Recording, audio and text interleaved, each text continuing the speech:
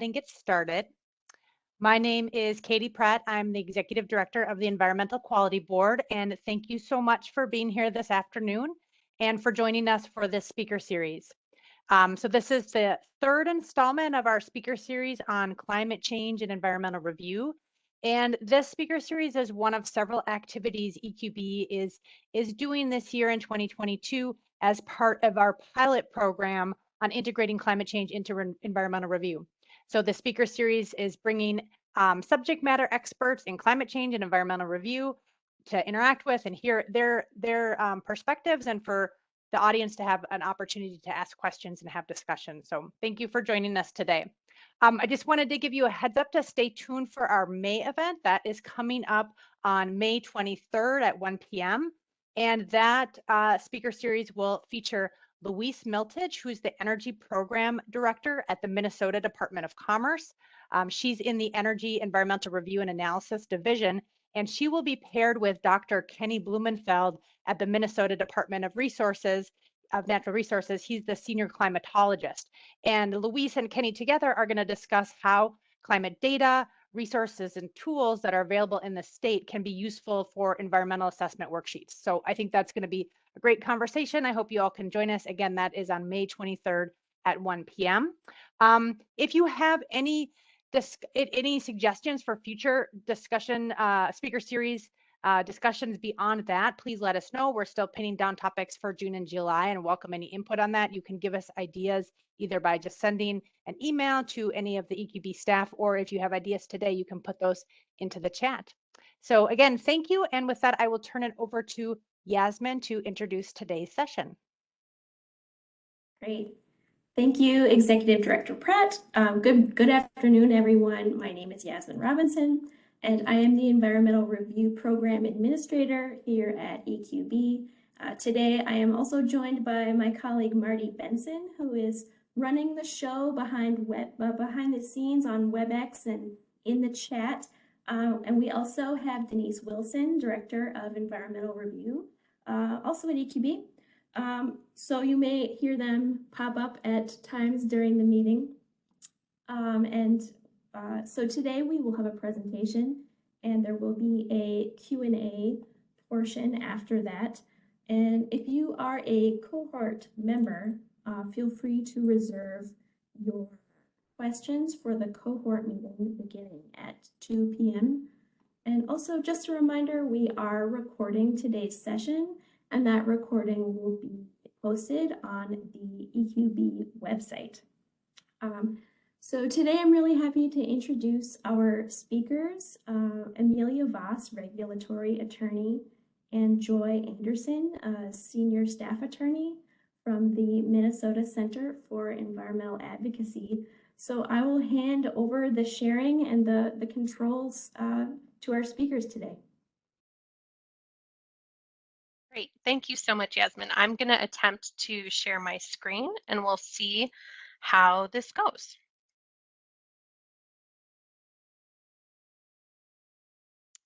Okay, how does that look to all of you? Does that look like a real PowerPoint? Great, yes. I'm seeing some thumbs up, so that's fantastic. Well, thank you so much. It is a pleasure to be here today. I'm Amelia Vohs. As Yasmin mentioned, I'm an attorney at Minnesota Center for Environmental Advocacy, and I'm here with my colleague, Joy Anderson. And we're here to talk about environmental review from the public's perspective, especially as we're often advocates for the public. And an interest in us coming to speak to the group kind of developed after thinking about this pilot process and listening to some of the feedback that we heard from RGUs, and I think some concerns that this was maybe just adding climate to the EAW is maybe just another exercise in paperwork, and or it was another opportunity for groups like Minnesota Center for Environmental Advocacy to pick apart the EAW and find litigation opportunities. And we really look at it differently as a incredible benefit and opportunity. So Joy and I wanted to come today and share how we've been thinking about adding climate analysis to the EAW, and also just kind of give a little insider information into what we look for when we review EAWs as a member of the public, and kind of what we like to see in the analysis, what we would say is a good analysis. So before we get too far into this, I just want to make sure that we've introduced ourselves sufficiently. Minnesota Center for Environmental Advocacy is a Minnesota nonprofit. We've been around since 1974, so almost 50 years old. And we have a staff that's comprised of attorneys, legislative and technical policy, as well as communications staff. And we work in all three branches of government.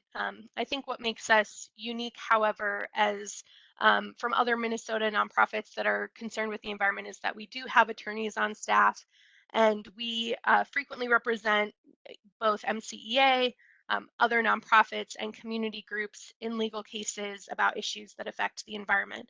And as part of that representation, we're often reviewing EAWs and commenting on EAWs. So we engage in the environmental review process quite a bit. And just to offer some framing as well before we get too deep in the conversation today, some of you who have attended previous EQB meetings may have heard me say this, but I like to think of environmental review as a three-legged stool. And of course, the three legs are the project proposer, the RGU, and then the public. And I believe that successful environmental review really balances the needs, input, and participation of all three of those legs. And those of you in the cohort, of course, are either RGUs or consultants who work with RGUs and project proposers. So you know those two legs pretty well. So I'd like to share with you kind of the public perspective today, and with the caveat that, of course, I'm not the voice of all of the public, but I can give you the perspective of environmental advocates and kind of what we see as trends that community groups who engage with environmental review look for during the environmental review process. So just a quick outline of where we'd like to go with you today. I'm going to start by talking about the benefits and the opportunities that we see about adding a climate analysis to the EAW. And then I'm going to turn it over to my colleague Joy to talk about what successful environmental review documents look like from the public's perspective. And then we'll have a little bit of time for questions at the end, and certainly additional time for questions with those of you who are part of the cohort. So there's kind of three buckets of things that I think are going on right now that make it a real asset that we're starting to look at climate in the EAW. And the first of those buckets relates to what we know about climate change from a scientific perspective. And I think most of you are pretty familiar with the science, but just to make sure that we're all kind of operating with the same knowledge and facts, what we know from a scientific perspective is that global temperatures have increased by about 1 degree Celsius. And if we continue on a business as usual track and don't make many significant changes to our emissions and how we're doing business, we're going to end up at a warming of 2 to 3 degrees Celsius. The best science coming out of the IPCC says we need to limit our warming actually to 1.5 degrees Celsius. And that to do that, we're going to need to cut greenhouse gas emissions globally by about 50% by 2030, so within the next 8 years, and then 100% by 2050. And then the most recent IPCC report that came out in February of this year really affirmed that incremental changes to get at this, or reactive changes after the climate has really started to shift, aren't going to be sufficient. And that if we do go past 1.5 degrees of warming, we're going to start seeing some climatic shifts that we won't be able to adapt to anymore or afford to adapt to, because the cost of the adaptations will be so significant, and the breadth of the adaptations needed will be so significant. And I think this quote, I found that this really kind of summed up my thinking about why adding climate to the EAW is so important. And it's the idea that we're no longer at a place of thinking about, well, do we want to reduce emissions or build buildings that are more resilient to a changing climate. The choice that we have now is, do we want to choose how we get to transform and choose the changes we want to make, or do we have changes forced upon us because of climate shifts that make our current way of life um, not livable, and we're going to have to make some big changes. And I just wanted to touch on some of the anticipated climate effects that are expected for Minnesota specifically, many of which we've already started to see, because I think these are really important, especially for those of you who work for municipalities. So a lot of the expected climate impacts are extremes of one sort of another: more severe storms, extreme rainfall, extreme drought, continuing supply chain issues, not because of the pandemic, but because of climate changes that are going to make it more difficult to produce products and move products. And then limitations to people who work outdoors, their ability to do that because of extreme temperatures, and loss of animal and plant species that will really shift ecosystems. And I say that we've seen a lot of these. Last summer was a really great example of a number of these in action. We had a period of time where Gooseberry Falls was dry due to the drought, and there were a number of communities in central and northern Minnesota who couldn't put boats in the water on their lake homes because lake levels were so low. Because of the drought we had, we also saw those wildfires up north. That really changed the tourism industry there, with people not being able to go into the boundary waters.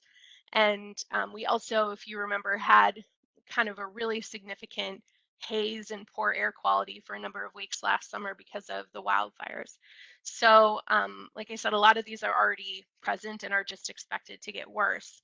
And the thing that struck me about all of them is that the impacts are things that are, I think, uniquely affecting municipalities. Their impacts to people's livelihoods, to infrastructure that are within the municipality's purview to regulate. So impacts to housing stock and buildings and city infrastructure, crop viability, tourism, you know, fishing and boating, farming. A lot of these things are really pivotal to our communities. And I think municipalities are going to be on the front line of the effects of these things, but also through this process with the EAW are getting to be on the front lines of planning and decision making, which I think is really exciting. So the next bucket of why I think it's so important to have this climate analysis in the EAW is that climate policies are changing and requiring urgent climate action. So most of you are familiar with the Next Generation Energy Act that we have here in Minnesota, which requires emissions be reduced 30% by 2025. That's the next benchmark, so in the next 3 years. We also have global climate agreements coming out of the Paris Climate Accords, and then most recently the Glasgow Climate Accords. And then we also now have an executive branch pledge from the Biden administration to cut emissions in the US roughly 50% by 2030, so in the next 8 years. And I think it's very fair to anticipate that there's going to be more policy and regulation coming. There may be a question as to how soon it's coming, but it's coming. So having this climate analysis on the EAW is really helping plan for some of these policy initiatives that are, I think, going to have more strict enforcement mechanisms. It's helping development and business plan for that now, rather than having a hard wall to hit in the future if we don't make any changes.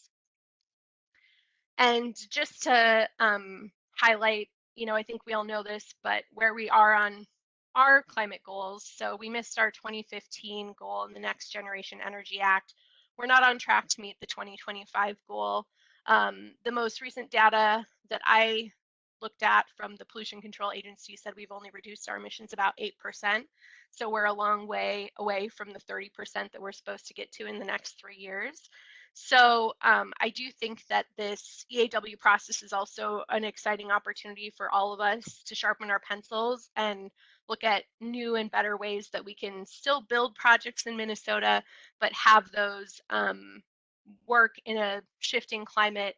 And this analysis also gives a unique opportunity to think about, on a project by project basis, how do we ensure that we're, reducing emissions where we can to get us on track with meeting this Next Generation Energy Act goal.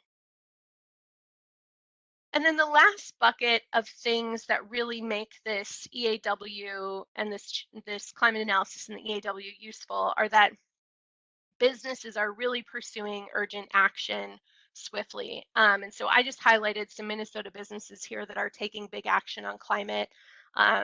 Best Buy, Cargill, General Mills, these are all big names that we know. And they've all made pretty significant commitments to reduce emissions. So Best Buy committed to be carbon neutral across their entire business by 2040. Cargill has committed to reduce emissions across their supply chain and are looking at ways that they can compensate farmers to use best management practices in crop growing to reduce emissions. General Mills is planning to go down 30% by 2030, and 3M is planning to decrease emissions 50% by 2030. So these businesses are also going to be driving change for other smaller businesses that work with them in their supply chain. And these businesses are doing this not because it's a um, nice PR stunt to be environmentally friendly, but because they're looking at the economics and seeing this makes good business sense to make these changes now. So a recent report from Deloitte looked at climate from a purely economic perspective, and their findings were that if we don't make changes, we're going to be looking at a cost of 14.5 trillion to the U.S. economy by 2070. So within the next 50 years, which is a pretty short timeline. In contrast, if we do take actions to reduce emissions, we can save that 14.5 trillion expenditure and reach a 3 trillion increase in gross domestic product in the same time period. And the findings were stark enough that Deloitte said, taking climate action is at this point an economic growth imperative for the United States. So, I think we're going to see even more shifts in businesses implementing climate policies, which makes planning for that in the EAW really useful. And the last thing that these economic studies are noting is that in terms of a financial perspective, investing in reducing emissions and making adaptations is much less expensive now than trying to make those later. So kind of an idea similar to preventative medicine. It's easier and less costly to plan now than to try and adapt later. And I just offered this is a snapshot from Cargill's website about all the different ways that they're planning to reduce emissions from their supply chain. So I know there's been some discussion in this process of, does this make sense to have agriculture reduce their emissions? And I just wanted to highlight this because it's going to be a big part of what's already happening in agribusiness. So there's going to be lots of opportunities and a need for agriculture to reduce emissions as well, coming from some of the big names in agribusiness. So given all that, I hope that this can be viewed as an opportunity, not just another paperwork exercise. I do really think that this climate analysis in the EAW is logical given the shifts that we're seeing in policies, in business initiatives, and in what the science is telling us we need to do. And it's really an opportunity to look at a project by project basis for that select few projects that do go through environmental review and just see what are the opportunities. Where can we reduce emissions that aren't, so prohibitive that it would kill the project? What are ways that we can make sure that this new development or new construction can withstand flooding and increased temperatures? So there's lots of opportunity to do good work here while still allowing, new developments and new projects to coincide with the environment and what we need to do on climate. So with that, I'm going to turn it over to Joy to talk about kind of what the public likes to see in successful environmental review. Thanks, Amelia. So yes, I'm going to be talking more about the third leg of that stool, and that is the public. And how do we make this information useful for the public? Why should the public be involved in environmental review? And how should RGUs and project proposers provide climate information in a way that is really useful and helpful to the public? Next slide. So as Amelia has been saying, we really look at the new EAW with its climate information requirements as an opportunity for RGUs and for project proposers. This information is not just an empty paperwork requirement that you have to, it's a hurdle you have to get past. You have to provide this regulatory information to the regulators and move on with your project, move on with your life. This is really useful and meant for the public to use, for community members. And community members do want this information, and they will be able to look at and use this information. The public wants to have information about what is happening in their communities and what the environmental effects of those projects are going to be before decisions are made. They want to have the ability to comment and discuss those projects with the project proposers, with the decision makers who are either their elected officials or appointed by their elected officials before decisions are made about projects.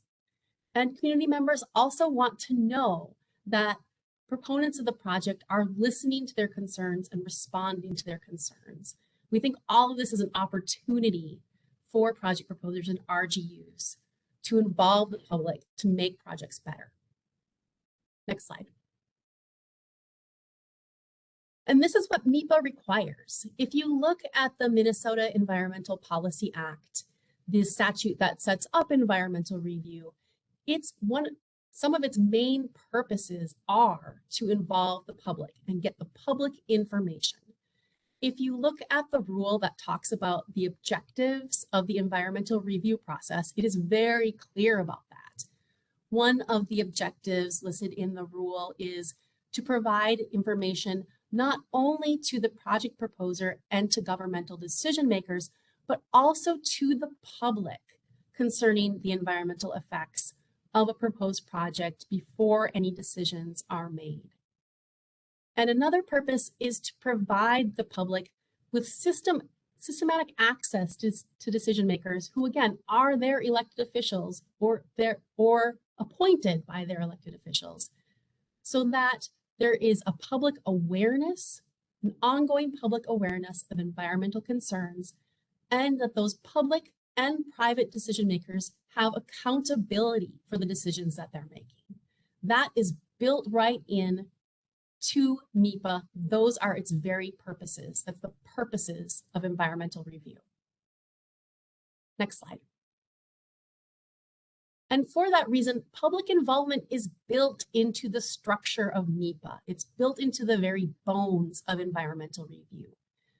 MEPA requires that there is public notice of any environmental review documents so that the public can know that this is happening and get access to those documents. It requires that there is a public comment period so that the public has that ability to interact with the project proposers, with the RGUs, with the decision makers about what they want to see.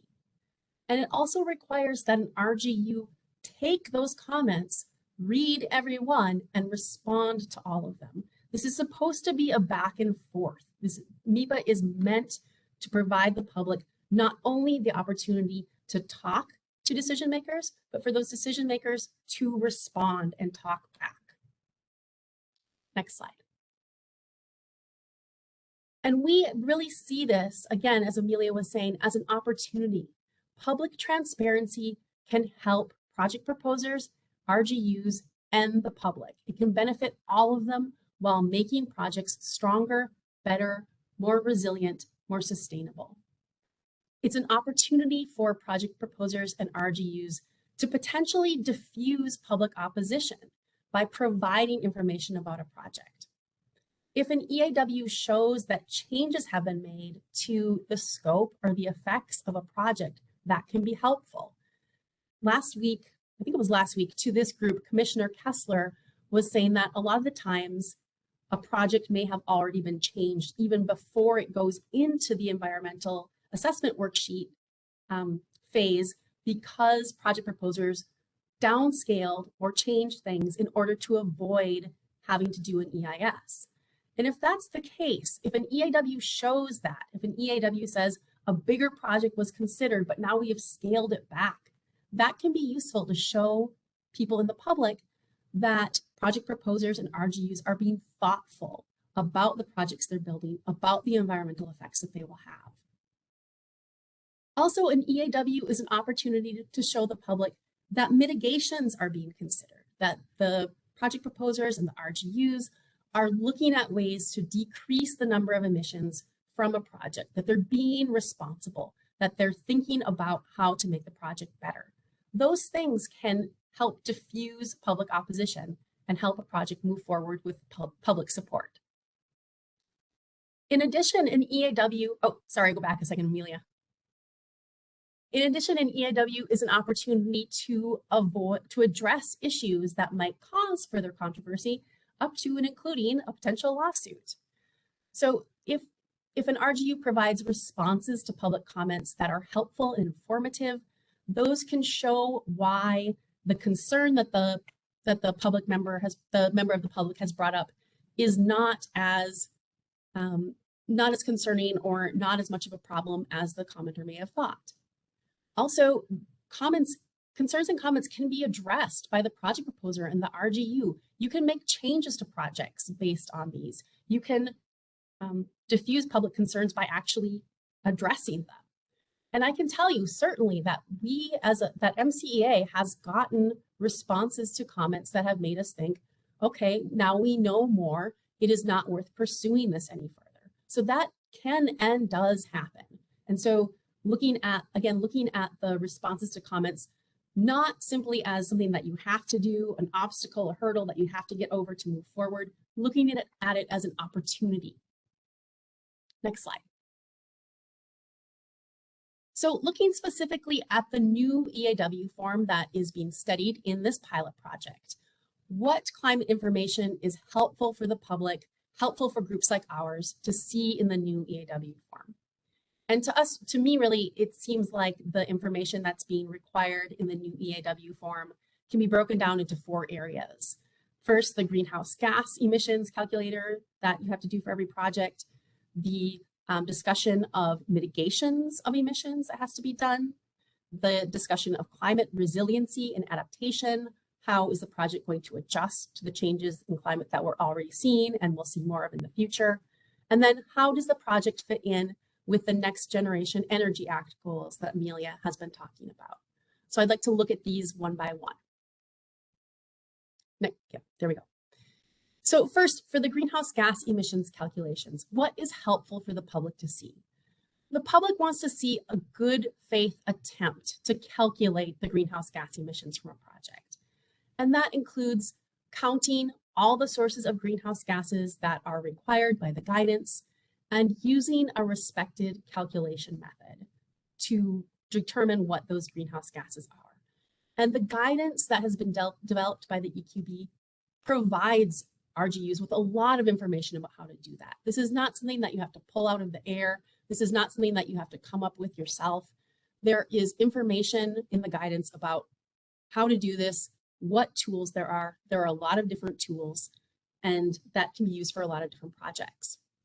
And as Amelia was saying, this isn't, I know that for some RGUs, there may be a tendency to think that this is supposed to be a gotcha, right? That like, we're going to be sitting there combing through your math and trying to find a little place where we can protest that maybe you could have used a different tool or maybe done this little bit of calculation a little bit differently. And so now we're going to sue you.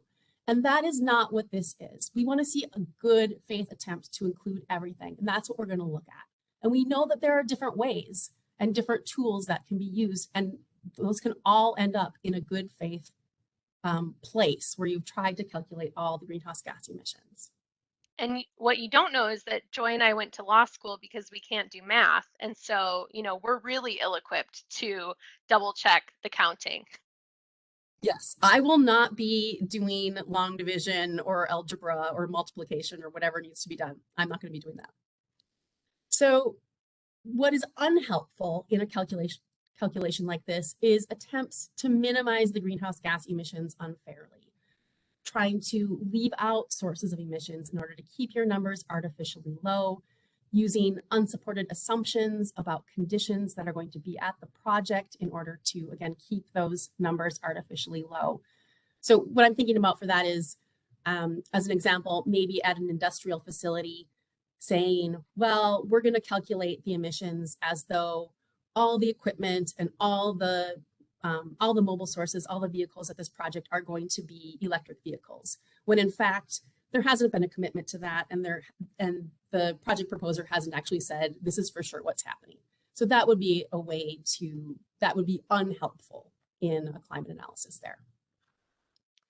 So an example of something that would be unhelpful that we have seen previously in EAWs is not counting specific kinds of sources, for example, offsite electricity generation or mobile sources, vehicles, because those would be counted in different sections of the statewide inventory of greenhouse gas emissions. So the state does an inventory of everything in the state every 2 years to check our progress against the Next Generation Energy Act goals. And those are divided into different sectors. And in previous EAWs, we've seen people saying, okay, well, we don't need to count these kinds of emissions because that's not what would be counted in this statewide inventory in this for this kind of project. And that simply, number one, that wouldn't be allowed by the new guidance. But number two, that's not comparable. We're supposed to be looking at what the emissions are created by this specific project. It doesn't really matter how the state would count them. Next slide. Another area where there's been new information requested is in the area of emissions mitigations. So what would be helpful there for the public is to see that there's been a consideration of common mitigation options for that type of project. So for a residential project, maybe you're looking at heat pumps, you're looking at setting up electrical service that people can electrify their cooktops and other appliances. You're looking at setting up charging stations for EVs in the parking garage, things like that. And those are going to be specific to the type of project. I can think of this example because I've looked at a lot of EAWs for feedlots. And so there are a lot of specific things to dairy farms that can provide energy efficiency. There's specific milking and milking equipment, and you can get high efficiency fans, and you can reuse the heat from the animals to heat the buildings. And so each type of project is going to have different kinds of mitigations that it makes sense to look at. What's also helpful is a discussion of why those particular mitigations were adopted or not. If it's going to cost twice as much as the project to add this mitigation, then obviously that's not cost effective, and that makes sense, and people that are reviewing this will understand that. What also was helpful is to show that there are going to be there's preparations where more mitigations could be added in the future. An example of this is something that I'm looking at for my own house. We are looking at installing heat pumps, and one of the problems is that our electrical service is not equipped to handle that. And so when they built my house, they would have upgraded the electrical service. Now we would be in really good shape for putting in heat pumps. But because our house is old and they did not do that, now we're looking at $6,000 to upgrade the electrical service on top of the cost of everything else. So if you do those in advance, it can be a lot more cost effective than having to put them in down the road. So what's unhelpful here would be an assertion that you didn't consider any mitigations, and so you don't have to discuss them at all. That would be very unhelpful. Another thing would be speculation about mitigation methods without any kind of support that they are going to be used. And again, this is just because I personally have looked at a lot of feedlot EAWs. This isn't to pick on anyone in particular, but I have seen an instance in which an EAW talked about the fact that manure would be used to replace commercial fertilizer, and that would reduce emissions. and that land would be converted from other kinds of row crops that cause more emissions to alfalfa in order to feed the cattle. But the fact is that we know that a lot of farmers do not stop applying commercial fertilizer when they apply manure. So that was completely speculative that was going to cause a reduction. And there was no support for the fact that there was going to be any particular land converted to alfalfa. Potentially new land would be plowed up to plant alfalfa, and that would not be reducing emissions at all. So there needs to be support for those kinds of mitigations before you can subtract that off of your total. An example of something that is helpful is I just looked at an EIW for a mixed use development, and they were considering solar panels. They were considering heat pumps. They were considering VRF heating, which doesn't put out emissions, using electric cooktops and electric clothes dryers. And all those things are great. And that's the kind of thing that we want to see that projects are looking at. That's really helpful. Next slide. The next area is climate resiliency. So again, we're looking for a good faith look at how the project is preparing for climate change. And this is something that is really, really beneficial, not only for the public, but for the RGU and for the project proposer. You need a discussion of climate change effects that is based on science, that recognizes that these effects are already happening in Minnesota and are going to continue happening. What is unhelpful is ignoring expected changes that we know are probably going to happen. Changes to the amount of rainfall we're getting, to increased storms, increased intensity of storms, which leads to flooding and drought. There's, again, as Amelia said, we all experienced this last summer. I've got a dead tree in my yard. This is happening. Increases in temperatures that can be really dangerous, particularly in urban areas where there's heat spikes, species changes. All these things are things that are happening and that projects need to think about and plan for.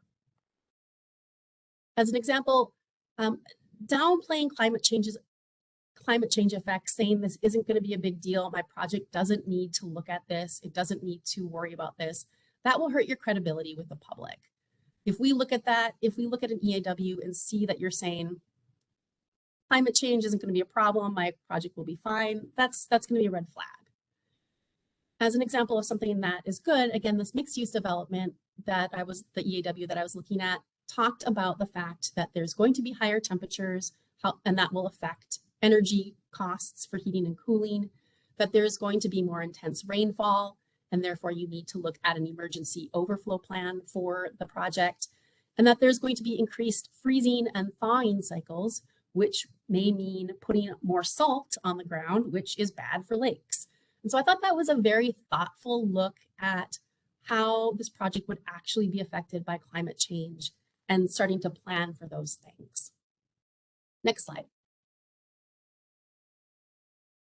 The final area is the Next Generation Energy Act goals that Amelia was talking about, where we are trying to reduce our emissions 30% by 2025 and then 80% by 2050. And as Amelia also said, the IPCC has told us that those goals are actually not stringent enough, and that if we're going to avoid the worst climate change effects, they need to get stronger. But regardless of that, the new EAW form asks for project proposers to look at how a project will fit into the Next Generation Energy Act goals. And again, what's helpful there is providing a good faith analysis of the project's effects on how we can achieve our NGEA goals.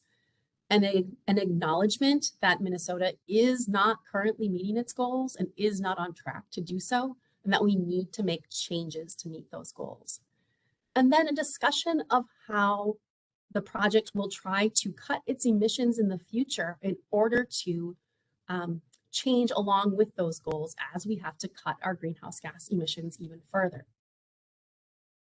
What's unhelpful in this area is ignoring that Minnesota is going to need to make changes in order to meet those goals, and ignoring that the project's emissions will need to be reduced in the future as the goals call for further reductions. So as an example that we've seen in EAWs previously that I think is unhelpful is an assertion that the NGEA goals are statewide goals, And so they don't apply to any particular project. Any individual project isn't going to make or break these goals. And that's not helpful. The EAW asks you to analyze how your project fits in with these goals, and that isn't providing the information that's asked for. What is helpful is, again, looking at this mixed use development, is they talked about the fact that they have electrified their buildings, or that a lot of the heating and appliances and things are going to be electrified. And so as the electricity grid becomes cleaner and cleaner, that is going to reduce the emissions from that project. They also talked about transit use and how the mixed use development is near public transportation lines. And so that will help reduce emissions from the project as well as people use public transit. Next slide. So again, this is kind of the conclusion of our presentation, and what we're hoping that you will take away from here is the framing that public involvement improves environmental review and it improves projects. With environmental review that involves the public can get the information it needs, and it can access its decision makers, who I've said this multiple times, but that's their elected officials. That's people that are appointed by their elected officials. They should have access to them. And it also improves environmental review because RGUs and project proposers can address public concerns early in the process and diffuse controversy and potentially avoid any litigation that would happen so that projects can move forward. And ideas from the public can make projects better. They can make projects stronger. They can make projects more resilient so that they are better able to deal with the climate change effects that we know are coming in an effective, efficient, and cost-efficient way up front instead of having to adapt later. So next slide. That is our last slide. So we are now open for questions. What would you all like to know? Thank you all. So first, before we get to the questions, I'm just going to show a slide quickly here to show everybody how to raise your hand in WebEx, because I know we all use different platforms every day, and sometimes it can be a bit confusing. So you should have a little hand icon at the bottom of your screen. And if you click on that hand one time, your hand should be raised. And if you click on it a second time, your hand should be lowered. And if you're joining from a phone, if you click on the three dots at the bottom of the screen, it should also show you a raise hand function there. So hopefully that helps, and we can go to the Q&A.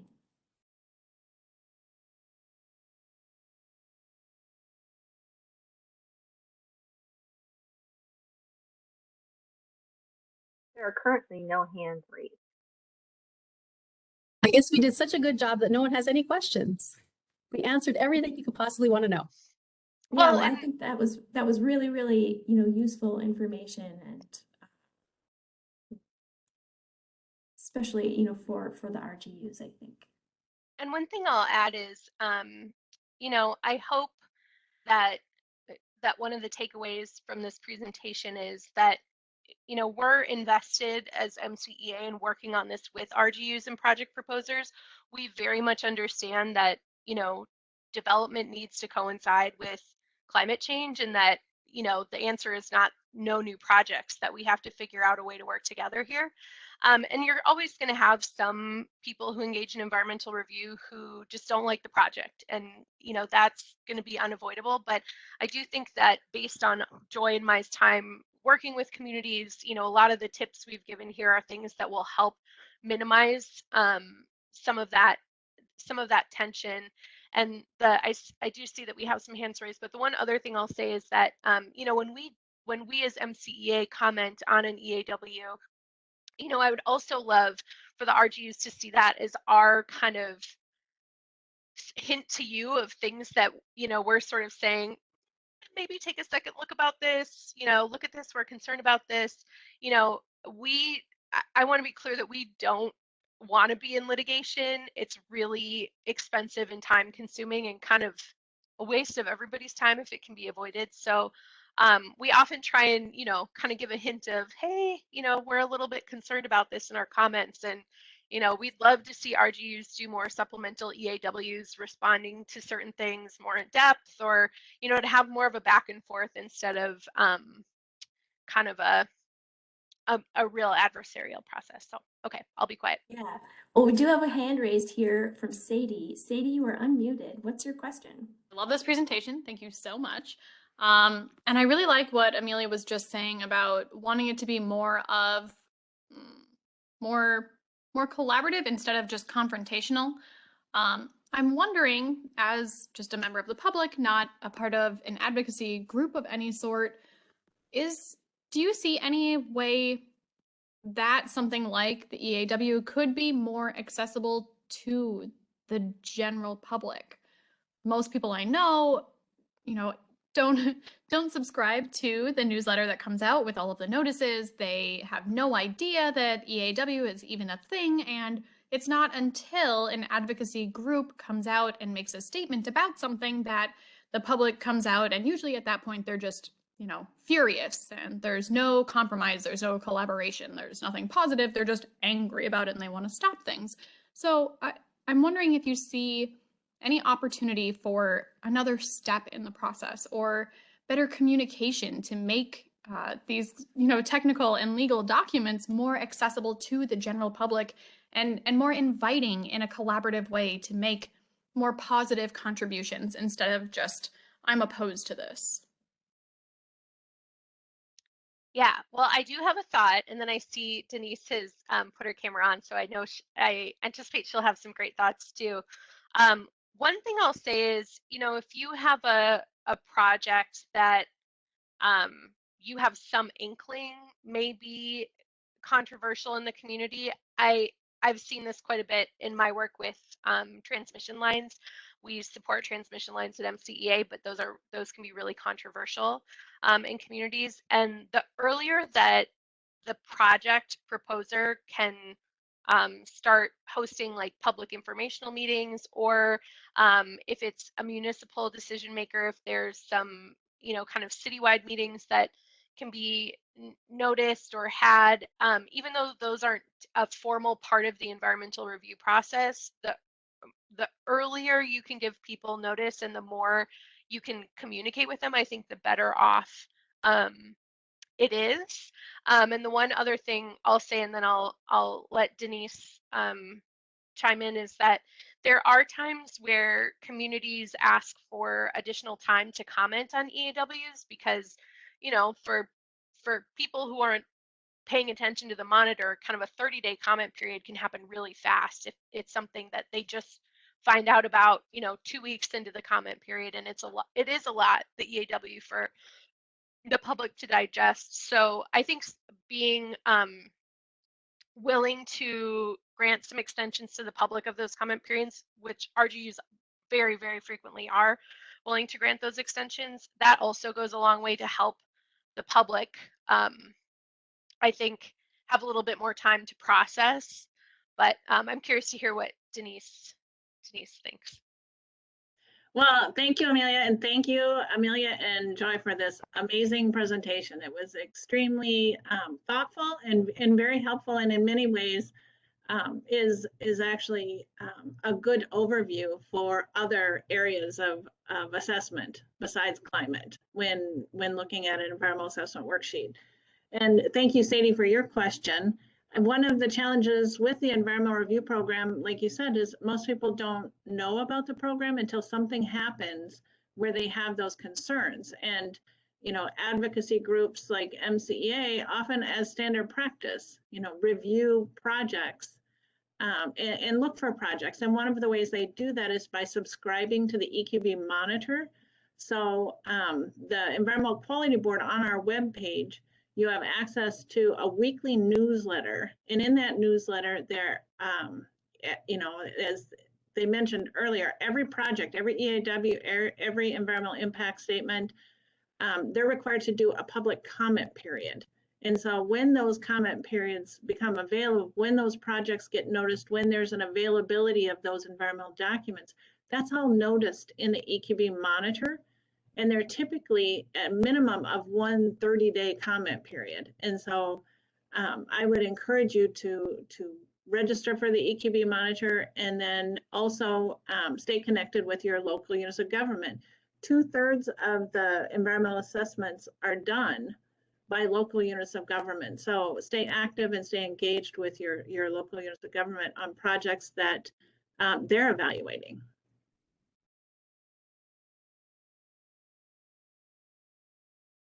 Great.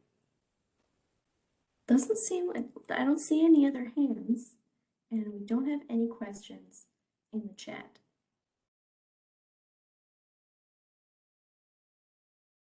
So I noticed that we have some state RGUs as attending the meeting, and I'm wondering if you can chime in and maybe give some reflections on sort of your experiences, you know, with some of the information that Amelia and Joy have shared, that often, you know, in these types of assessments and you know, making that good faith effort to sort of share a comprehensive approach of that information. And also, you know, if you've seen where you've had opportunities where the public has commented and your responses to those comments have actually sort of diffused that level of controversy. And so I won't call on you individually, but you know who you are and I know who you are. So if you know, you feel bold and brave, please jump in.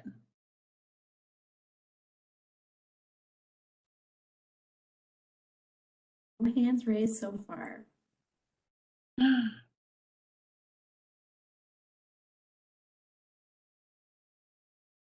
Well, maybe we'll have that deeper dive in the cohort group then. So if there aren't any other questions, I think we could go ahead and convene this meeting and then reconvene the cohort group. And I think there's some instructions that Yasmin is going to give on how to jump onto that meeting just for registered pilot program participants.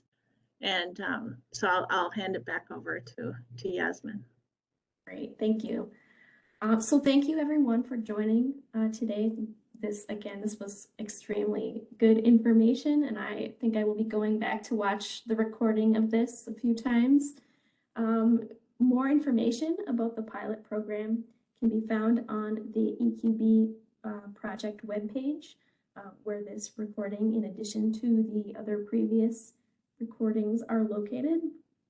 If you have any questions about the pilot, comments about future speakers that you would like to see, let us know in the chat. And also you can do that via email. Stay tuned for May communications that should be going out next week. And the cohort meeting starts at 2, and cohort members should have received a special invitation in their calendar with a special link. So we will see you over at the cohort meeting at 2 p.m. in just a few minutes. Thank you, everyone, and thank you to our speakers again. Thank you.